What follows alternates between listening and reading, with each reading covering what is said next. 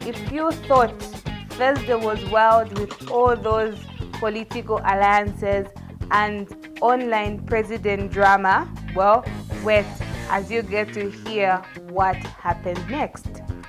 But before we break down the heavyweights of what stepped onto the plate, do not forget to subscribe, smash that like button, and hit the notification bell so that you do not miss out on any of the updates ahead of the August 2026 general elections. The final day of nominations, like any other day, opened at 9 hours with Dr. Richwell Siamunene leading the new Focus Party.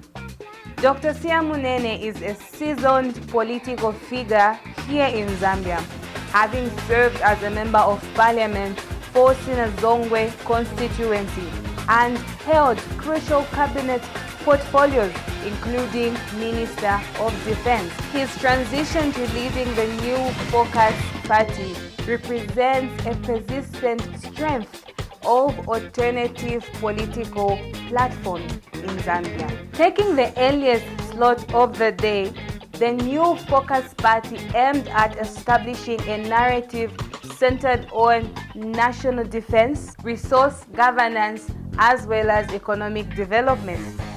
From an administrative standpoint, Dr. Siamunene's prompt arrival allowed for his supporters to navigate the Electoral Commission of Zambia's validation desk smoothly, setting a structured and orderly tone for the rest of the day. Following the new Focus Party, the 10-hour slot was allocated to Mr. Mwansa Mumbi Mupunda, who was contesting as an independent presidential candidate. Running for presidency without the institutional backing of a traditional political party can prove to be immensely challenging. However, Mr. Mupunda's presence on the final day underscored a strong segment of an electorate looking for a non-aligned leadership. His successful filing in proved that independent machinery, though lean, could meet the strict legal threshold enforced by the Commission. The final slot of the morning, scheduled for 11 hours, belonged to Pastor Peter Chanda of the New Congress Party. Pastor Peter Chanda is a familiar voice in Zambian politics, known for blending faith-based rhetoric with civic engagement.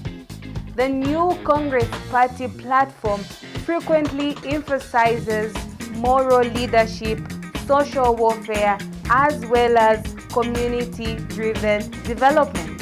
His midday appearance rounded out the diverse array of alternative political options, having presented his 100 verified registered voters as required by the Electoral Commission of Zambia.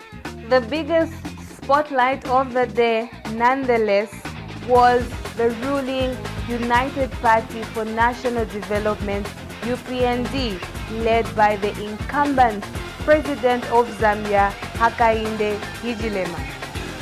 Being the sitting president seeking for a second tenure, all eyes were on his organizational machinery to see if it was going to match up the speed of the opposition mega alliances.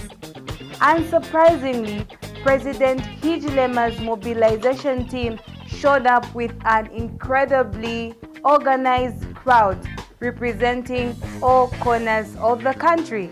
Party officials took advantage of this opportunity to showcase their confidence.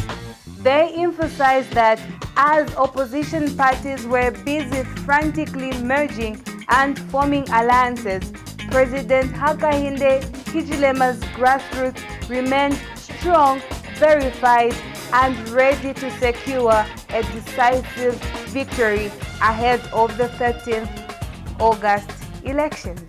And that is a wrap-up of the Electoral Commission of Zambia's pre-processing week.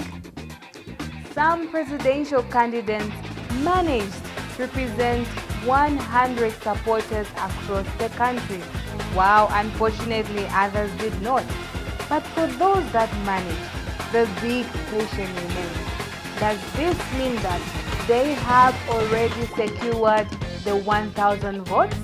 Or is it going to be as we have seen from previous elections, where candidates barely had 10 votes nationwide?